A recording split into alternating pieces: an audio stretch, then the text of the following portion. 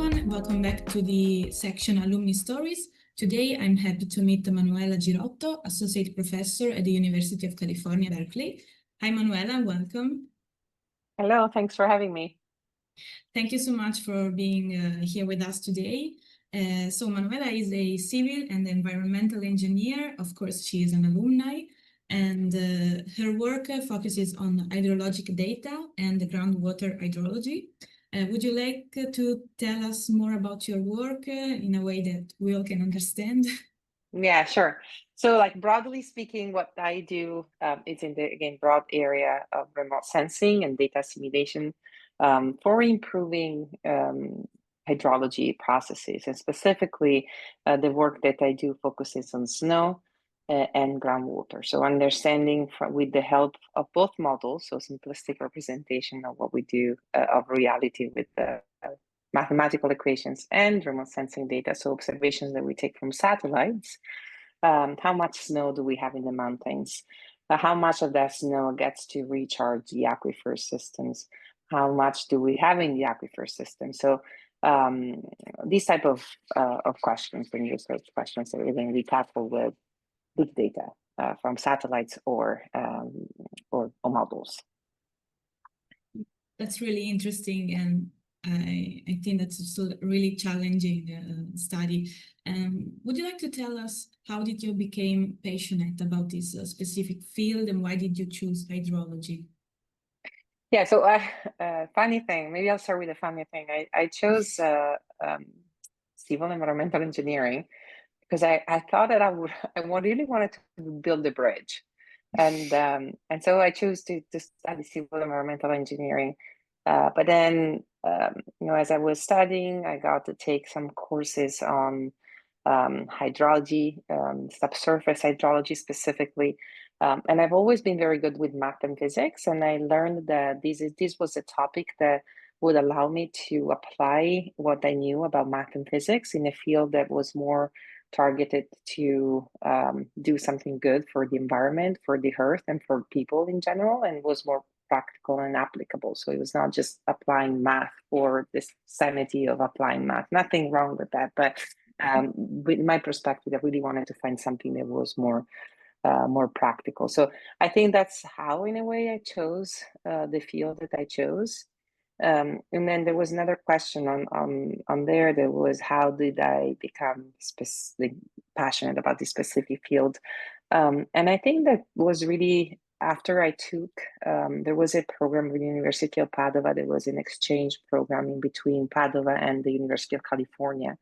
And I was lucky enough to win one of those exchange fellowship programs for 9 months.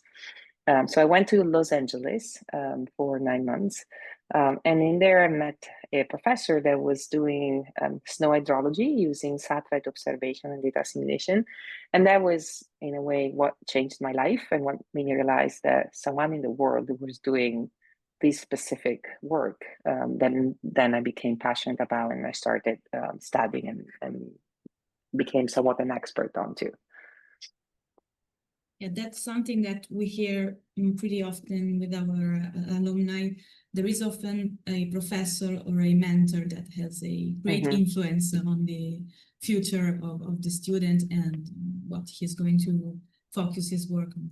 And you mentioned doing something good for the environment to help people. That's something that also as an association, the Alumni Association tries to value.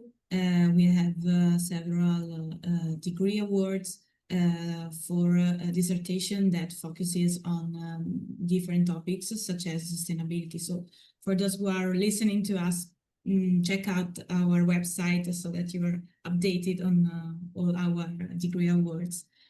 And Manuela, going back to your experience, you also worked in the Earth Science Division of NASA, right?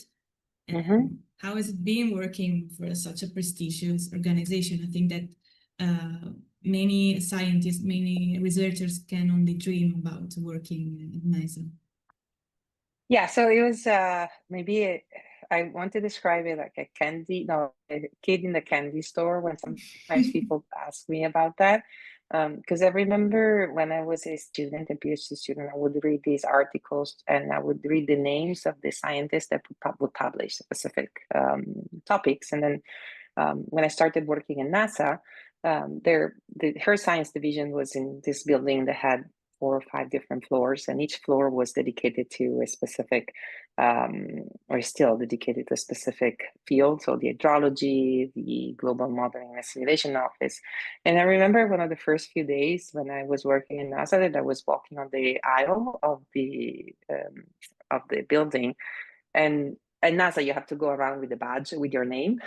So I remember seeing people and reading the badge, the name. I was like, oh my God, I know that person because I read the paper. This is, that person is a famous person in my specific, very small field. So that's why I say it was kind of like a kid in the candy store, because it was very much exciting to see the actual people behind names that I read articles for. So it was a very good experience, and I got to meet a lot of great scientists, and some of them became not only colleagues but friends. Yeah, we still keep in touch, and it was definitely an experience that provided some ground for me to then do what I ended up doing, faculty here now at Berkeley. And talking about exciting moments in your work, what do you think is the best part of your job? And is there anything that you discovered in your studies that really stood out for you, that really excited you? So I think I'm going to start with what I like the best about my job. And currently as a professor, what I like the best is that I never get bored. Like I tend to get bored if I do the same thing over and over and over. But being a professor allows me to teach, to mentor students, to do surveys, because we have committees that we need to participate in, and of course doing research. And then while I don't have a whole lot of time now to actually be the one doing research, I get to still think about research problems with my students and my researchers. So I get to use my brain in a way in different fields of research, and also different aspects that goes again from teaching and mentoring and the research as well. And trying also to come up with new ideas to understand a little bit better hydrology and what we don't know about hydrology. And then the second part of that question was if I'm excited about something I discovered. And while I don't think I discover anything that can be, mind-blowing, I think that thinking a little bit more about, as I mentioned, my background is more on snow hydrology and groundwater hydrology, and like think a little bit more about how we connect the two. So to me, a lot of the time, researchers think only about their specific fields, which is great because you can advance that specific field. But a lot of the time, we also need someone, and that's where I probably see myself, that can connect the specific fields. And so understanding a little bit more how much of that water that is in the snow that melts and go and feed the recharge aquifers is what I think will be maybe that discovery. Hopefully you ask me in a couple of years, I will tell you exactly how much that could be. Thank you. Moving on to something more lighthearted and maybe nostalgic. Is there something that you brought along to California with you from the experience here in Padova? I think from a professional point of view, like I think that our university systems in Italy, and then also the basic education system, is very good. Like we learn in Italy how to think critically. Like we learn a lot of the basics. And I think that this is something that you realize that we have once you go abroad and realize that other countries have different ways to teach students the math and the physics, the core foundation for thinking critically. So I think that maybe that's what I brought with me, like the ability in a way that I got to learn in my universities and high school years in a way with me over there. And I guess also one other thing that Italians are famous for is like we tend to be a little warmer, we tend to be noisy. And so I'm trying to lead my research group also with that mentality of being more like a family, rather than just think about individually at your own work. So that's maybe what I brought from Italy to my current job. Or at least that's what I hope. And what is your favorite memory from your student years? Doesn't have to be study related. From Padova. I think that the first couple of years I was actually staying in Padova, and there was one day that I was getting ready for going to classes, and it was June or so. And then a thunderstorm came. I was on my bike and I remember biking.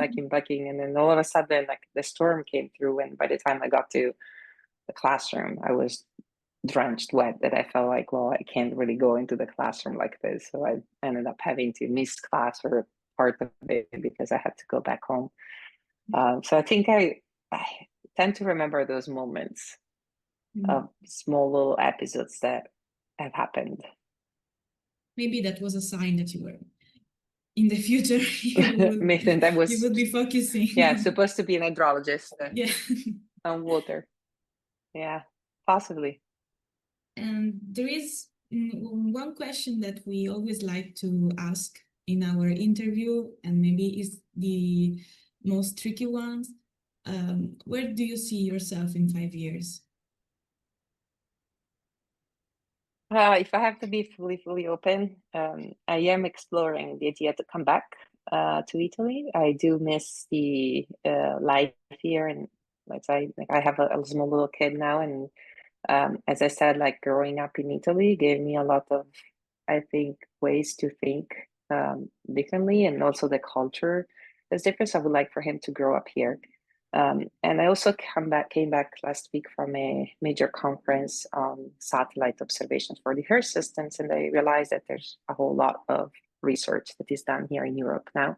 So 20 years ago, when I left and I went to the United States, there was not much for what I'm doing in Europe, but things have changed dramatically in Europe. So if I have to be honest, where I would like to be in 5 years, 10 years, probably somewhere in Italy or in Europe. And if not, I really like my current job and keep doing what I'm doing. Maybe with a focus more on building bridges, as I mentioned a moment ago, between different fields that are at the forefront of their own specific fields, but needed to connect the dots. So that's where I'd see myself, perhaps in Europe, and perhaps being the one that can build bridges across the various fields of hydrology, but earth science in general. We really hope you will manage to build bridges, whether they are between sciences or between California countries and indeed, or countries, exactly. Yes, yes. I would like to ask you one last question. I would like to ask you if you have any tips or suggestions for young researchers thinking about pursuing an academic career, and specifically for girls and women that are willing to pursue a career in STEM. Yeah, so I think it's something that is very common among scientists, especially women, is this imposter syndrome, meaning that you feel like you're never good enough. And I totally have that too. But sometimes what I think was helpful, someone told me this, gave me these recommendations. Like sometimes when you look at other people's CV, you look at them, it's like, oh my God, they are amazing. But then try to look at your CV as if it was someone else's CV. So look at your resume and your CV and think about this resume being someone else's resume. What would you think about that person? So I think that helped me a little bit, like understanding that actually what I'm doing is good and I'm good enough. So it gave me a little bit of that self-esteem to actually push for what I wanted to do. Even those times that I thought there were maybe choices that I needed to make, and then understand that you doubt about yourself, so whether you can make it or not. trying to rethink about myself if I'm someone else, and what I would think about that person in a way to increase a little bit of that self-esteem. So still keep believing in yourself, and again, trying to look at yourself as if you were someone else. I don't know if it makes sense what I'm trying to say. So that's my main recommendation. And if you have opportunities that come into your hand, try to take them, because opportunities are rare to come by. So if there are opportunities to, do 6 months abroad, 3 months abroad, or to explore a specific type of research, do it. So take opportunities as they come. Thank you so much for these really practical tips that I think that we can all apply to our path. And so, Manuela, thank you so much for joining us today and for sharing your experience. And thank you all for watching. And if you're interested in discovering more stories and experiences from our alumni, check out our website. And we hope to see you soon. Thank you. Thank you.